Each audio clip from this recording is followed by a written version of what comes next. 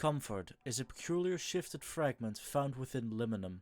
It takes the appearance of a modern-age daycare center with multiple rooms that are excessively filled with child-sized furniture. Windows line the outer walls of the building, giving a view towards a large empty parking lot at night, seemingly stretching on indefinitely. However, every door leading to the outside appears to be molten shut. Attempts to destroy said windows have failed, reason unknown. Scratching, bashing or any other form of damage does not show on the structures within this fragment. Large hallways connect the main entrance hall to said play areas and are on occasion interrupted by a set of sliding doors leading into a diaper changing room for infants, always retaining a strong smell of cleaning agent. Said hallways are lined with coat hangers for both children and adults and the occasional toy laying around. It has also been reported that massive amounts of sand sometimes coat the floor, giving off the impression that children have recently been playing here. Walls are covered with paintings and interior windows that give off a view into the play areas, filled with objects ranging from toys to chairs, tables, etc.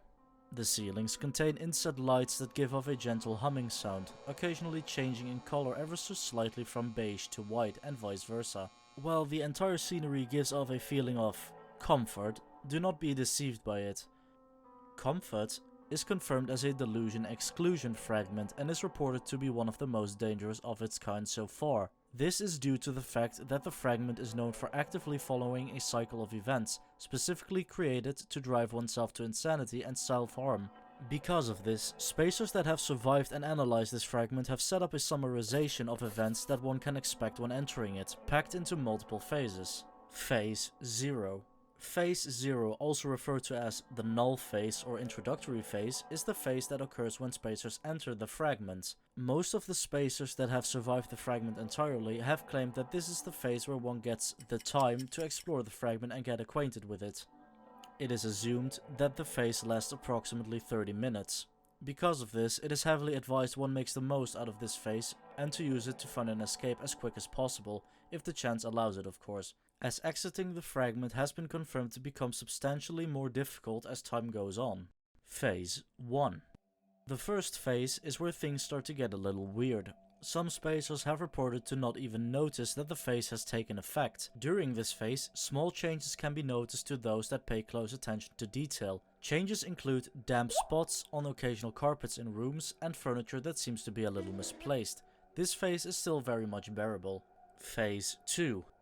The second phase is where things start to noticeably amp up. Furniture will now become heavily misplaced, such as multiple chairs stacked on top of each other on tables, doors that are slightly opened, and the occasional flickering of lights can be spotted.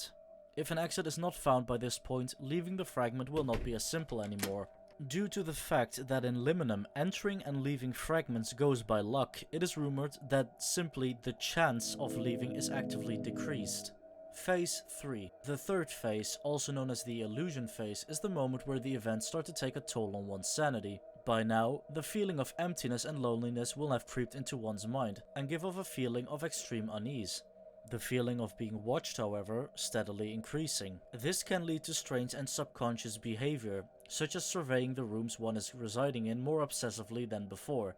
At this point, traversing the hallways will feel more dangerous than staying in the play areas. Phase 4. From now on, I advise you to be on guard. The fourth phase is where one's sanity will start to work against oneself. Feeling of being watched is now present constantly, and furniture will be heavily misplaced up to the point where it starts to block pathways and doors. Rarely, distant sounds can be heard, such as the slight squeak of doors opening. However, it is believed that these are minor hallucinations. Phase 5. The fifth phase is known as the blackout phase, and as the name suggests, describes the moment where all lights in the daycare center will power down, the only exceptions being emergency lights that dimly illuminate the area around some exits. It is advised to exercise extreme caution during a blackout, as it has detrimental effects on sanity due to auditory and visual hallucinations occurring frequently. These hallucinations range from the sound of footsteps and breathing to the sound of glass being broken or furniture bashed against walls. A blackout can range from 15 minutes up to an hour, and it is reported that leaving the fragment during a blackout is nearly impossible. Many spacers have used utensils found in the fragment to commit suicide during this phase, merely due to not being able to handle the immense effects it has on sanity. If you survived this far, good job. However, now it gets dreadful. Phase 6. Phase 6, also known as the final straw, is an extension of the previous phase as it follows the blackout. Phase 6 is a severe mental challenge, as illusions will now also take part in a spacer's survival. Entering this phase is extremely noticeable, as all sounds will vanish completely, drenching the entire fragment in a deafening silence, the only sound remaining being one's own heartbeat. You will notice that the blackout itself has become somewhat stronger, as the darkness seems to be very unnatural by this point. The weird shading causes one final hallucination, as sometimes while traversing the area, people have reported to see a faint silhouette poking its head around a far corner before quickly retracting it, as if it knew that it has been noticed.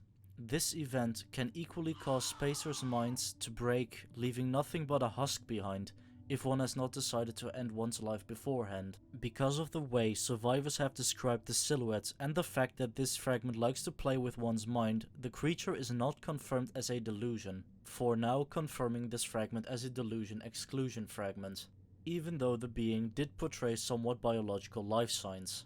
The only positive that has been confirmed about the final straw phase is that surviving it leads one directly into a random fragment, or, since it's a shifted fragment, back to reality.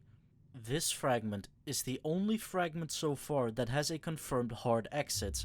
It is unknown if this is because the fragment is a Daleks fragment or something entirely different. Rumors have also started spreading, explaining that the chance of exiting the fragment increases if one finds objects that are very unusually found within a daycare center. In general, however, you should try everything to avoid entering this fragment.